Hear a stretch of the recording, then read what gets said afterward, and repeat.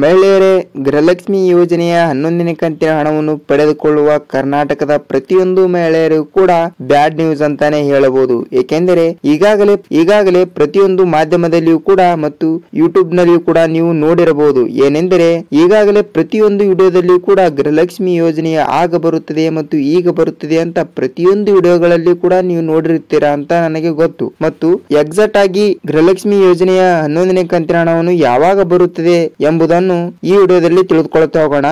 ಮತ್ತು ಹಣವನ್ನು ಬರುತ್ತದೆ ಇಲ್ವಾ ಅಂತ ನಿಮಗೆ ಮಾಹಿತಿಯನ್ನು ಕೂಡ ಈ ವಿಡಿಯೋದಲ್ಲಿ ಕೂಡ ಪೂರ್ತಿಯಾಗಿ ತಿಳಿಸ್ಕೊಡ್ತಾ ಇದ್ದೀನಿ. ಮತ್ತು ನೀವೇನಾದ್ರೂ ನಮ್ಮ ವಿಡಿಯೋನ ಮೊದಲ ಬಾರಿಗೆ ನೋಡ್ತಾ ಇದ್ರೆ ನಮ್ಮ ಚಾನಲ್ ಅನ್ನು ಸಬ್ಸ್ಕ್ರೈಬ್ ಮಾಡಿ ಮತ್ತು ಪಕ್ಕದಲ್ಲಿರೋ ಬೆಲ್ ಐಕಾನ್ ಕೂಡ ಕ್ಲಿಕ್ ಮಾಡಿ. ವಿಡಿಯೋನ ಕೊನೆವರೆಗೂ ಕಂಪ್ಲೀಟ್ ಆಗಿ ನೋಡಿ ಸ್ನೇಹಿತರೆ, ಮಾಹಿತಿಯನ್ನು ಅರ್ಥವಾಗುತ್ತದೆ. ಬನ್ನಿ ವಿಡಿಯೋನ ಸ್ಟಾರ್ಟ್ ಮಾಡೋಣ. ನೋಡಿ, ಇಲ್ಲಿ ಏನಾಗಿದೆ ಅಂದ್ರೆ ಪ್ರತಿಯೊಂದು ಮಹಿಳೆಯರಿಗೂ ಕೂಡ 2 ತಿಂಗಳಿನಿಂದ ಯಾವುದೇ ₹1 ಕೂಡ ಪ್ರತಿಯೊಂದು ಮಹಿಳೆಯರ ಖಾತೆಗಳಿಗೂ ಕೂಡ ಹಣವನ್ನು ಬಂದಿಲ್ಲ. ಅದಕ್ಕಾಗಿ ಕರ್ನಾಟಕದಲ್ಲಿ ಬರುವಂತಹ ಪ್ರತಿಯೊಂದು ಮಹಿಳೆಯರು ಕೂಡ ಗೃಹಲಕ್ಷ್ಮಿ ಯೋಜನೆ ಹಣವನ್ನು ಬಿಡುಗಡೆನೆ ಮಾಡುವುದಿಲ್ಲ.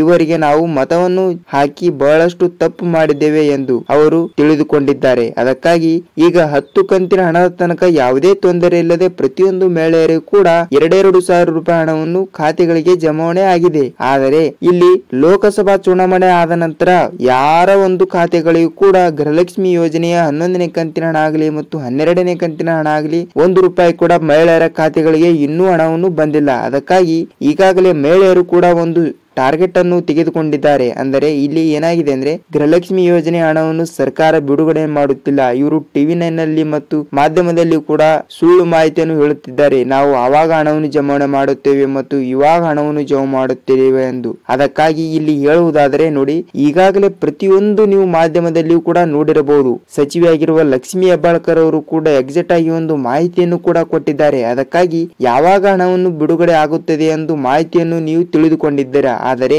ಯಾವುದೇ ರೀತಿಯಿಂದಾಗಿ ಕೂಡ ಗೃಹಲಕ್ಷ್ಮಿ ಮಹಿಳೆಯರಿಗೆ ಹಣವನ್ನು ಬಿಡುಗಡೆನೇ ಆಗಿಲ್ಲ. ಅದಕ್ಕಾಗಿ ಇವರು ಮಾಧ್ಯಮದಲ್ಲಿ ಕೂಡ ಸುಮ್ಮನೆ ಹೇಳ್ತಾರೆ ಮತ್ತು ಜನರ ಆಕರ್ಷಣೆಗೆ ಮಾತ್ರ ಹೇಳುತ್ತಾರೆ ಎಂಬುದನ್ನು ಮಹಿಳೆಯರು ಈಗ ಕಂಡುಕೊಂಡಿದ್ದಾರೆ. ಅದಕ್ಕಾಗಿ ಗೃಹಲಕ್ಷ್ಮಿ ಯೋಜನೆಯ ಹಣವನ್ನು ಬಿಡುಗಡೆ ಆಗುತ್ತದೆಯಾ ಇಲ್ವಾ ಅಂತ ನೋಡುವುದಾದರೆ ಇಲ್ಲಿ ಎಕ್ಸಾಕ್ಟ್ ಆಗಿ ಕೂಡ ಹೇಳುವುದಾದರೆ ನೋಡಿ, ಇಲ್ಲಿ ಕರ್ನಾಟಕದ ಪ್ರತಿಯೊಂದು ಮಹಿಳೆಯರು ಕೂಡ ಗೃಹಲಕ್ಷ್ಮಿ ಯೋಜನೆ ಹಣವನ್ನು ಬರುತ್ತದೆ.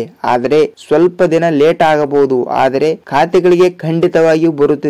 ಏನೆಂದರೆ ಇಲ್ಲಿ ಮಾಧ್ಯಮದಲ್ಲಿ ಹೇಳಿರುವ ಲಕ್ಷ್ಮಿ ಹೆಬ್ಬಾಳ್ಕರ್ ಅವರು ಕೂಡ ಗೃಹಲಕ್ಷ್ಮಿ ಯೋಜನೆಯ 11ನೇ ಕಂತಿನ ಹಣವನ್ನು ಜುಲೈ ತಿಂಗಳಿನಲ್ಲಿ ಮೊದಲನೇ ವಾರದಲ್ಲಿ ಬಿಡುಗಡೆ ಮಾಡುತ್ತೇವೆ ಎಂದು ಹೇಳಿದ್ದಾರೆ. ಮತ್ತು ಗೃಹಲಕ್ಷ್ಮಿ ಯೋಜನೆಯ 12ನೇ ಕಂತಿನ ಹಣವನ್ನು ಕೂಡ ಜುಲೈ ತಿಂಗಳಿನ 15ನೇ ತಾರೀಕಿನ ನಂತರ ಪ್ರತಿಯೊಂದು ಮಹಿಳೆಯರ ಖಾತೆಗಳಿಗೆ ಹಣವನ್ನು ಬಿಡುಗಡೆ ಮಾಡುತ್ತೇನೆ ಎಂದು ಮಾಧ್ಯಮದಲ್ಲಿ ಕೂಡ ಅವರು ಮಾಹಿತಿಯನ್ನು ಕೊಟ್ಟಿದ್ದಾರೆ. ಆದರೆ ಈಗ ಜುಲೈ ತಿಂಗಳು ಕೂಡ ಮುಗಿಲಿಕ್ಕೆ ಬಂದಿದೆ. ಅದಕ್ಕಾಗಿ ಹಣವನ್ನು ಬಿಡುಗಡೆ ಆಗುತ್ತದೆ ಇಲ್ವಾ ಅಂತ ಇನ್ನು ಯಾರ ಕಡೆಯಿಂದ ಕೂಡ ಮಾಹಿತಿಯನ್ನು ಬಂದಿಲ್ಲ. ಸ್ನೇಹಿತರೆ, ನಿಮಗೆ ಹೇಳುವುದಾದರೆ ಹಣವನ್ನು ಬಿಡುಗಡೆ ಆಗುತ್ತದೆ, ಆದರೆ ನಿಮ್ಮ ಖಾತೆಗಳಿಗೆ ಬರಲು ಸ್ವಲ್ಪ ದಿನ ಲೇಟ್ ಆಗಬಹುದು ಸ್ನೇಹಿತರೆ. ಅದಕ್ಕಾಗಿ ಪ್ರತಿಯೊಂದು ಮಹಿಳೆಯರ ಖಾತೆಗಳಿಗೂ ಕೂಡ ಹಣವನ್ನು ಬರುತ್ತದೆ. ನೀವು ಯಾವುದೇ ರೀತಿಯಿಂದಾಗಿ ಕೂಡ ಟೆನ್ಷನ್ ಅನ್ನು ತೆಗೆದುಕೊಳ್ಳುವ ಅಗತ್ಯವಿಲ್ಲ.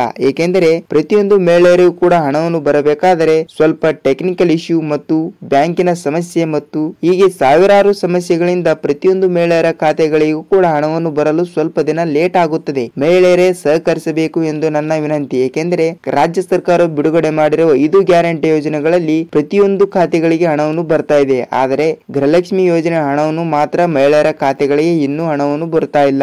ಅದಕ್ಕಾಗಿ ಸಚಿವೆ ಆಗಿರುವ ಲಕ್ಷ್ಮಿ ಹೆಬ್ಬಾಳ್ಕರ್ ಅವರು ಕೂಡ ಒಂದು ಮಾಹಿತಿಯನ್ನು ಕೊಟ್ಟಿದ್ದಾರಂತೆ. ಅದಕ್ಕಾಗಿ ಈಗಾಗಲೇ ಪ್ರತಿಯೊಂದು ಮಹಿಳೆಯರು ಕೂಡ 10ನೇ ಕಂತಿನ ಹಣವನ್ನು ಪಡೆದುಕೊಂಡವರು 11ನೇ ಕಂತಿನ ಹಣವನ್ನು ಕೂಡ ಆದಷ್ಟು ಬೇಗನೆ ಪಡೆದುಕೊಂಡಿದ್ದಾರೆ ಎಂದು ಒಂದು ಮಾಹಿತಿ ಕೂಡ ಕೊಟ್ಟಿದ್ದಾರೆ. ಅದಕ್ಕಾಗಿ ಪ್ರತಿಯೊಂದು ಮಹಿಳೆಯರು ಕೂಡ 11ನೇ ಕಂತಿನ ಹಣವನ್ನು ಬಿಡುಗಡೆ ಆಗ್ತಾ ಇದೆ. ಸ್ವಲ್ಪ ತಾಳ್ಮೆಯಿಂದ ನೀವು ಸಹಕರಿಸಬೇಕು. ಏಕೆಂದರೆ ಇಲ್ಲಿ ಹಣವನ್ನು ಬರಲು ಸ್ವಲ್ಪ ದಿನ ಲೇಟ್ ಆಗುತ್ತದೆ ಸ್ನೇಹಿತರೆ. ನೋಡಿ, ನಿಮಗೆ ಗೃಹಲಕ್ಷ್ಮಿಯ ಅಪ್ಡೇಟ್ ಅನ್ನು ಹೇಗೆ ಅನಿಸ್ತು ಅಂತ ನೋಡಿ. ಇಲ್ಲಿ ಗೃಹಲಕ್ಷ್ಮಿ ಯೋಜನೆಯ ಅಪ್ಡೇಟ್ ಅನ್ನು ಹೇಗೆ ಅನಿಸ್ತು ಅಂತ ಕಮೆಂಟ್ ಮಾಡಿ. ಮತ್ತು ನೀವೇನಾದರೂ ನಮ್ಮ ವಿಡಿಯೋನ ಮೊದಲ ಬಾರಿಗೆ ನೋಡ್ತಾ ಇದ್ರೆ ನಮ್ಮ ಚಾನಲ್ ಅನ್ನು ಸಬ್ಸ್ಕ್ರೈಬ್ ಮಾಡಿ. ಮತ್ತು ವಿಡಿಯೋನ ಪೂರ್ತಿಯಾಗಿ ನೋಡಿದಕ್ಕೆ ಧನ್ಯವಾದಗಳು ಸ್ನೇಹಿತರೆ. ಮತ್ತೆ ಮುಂದಿನ ವಿಡಿಯೋದಲ್ಲಿ ಮತ್ತೊಂದು ಟಾಪಿಕ್ ಜೊತೆಗೆ ಸಿಗೋಣ.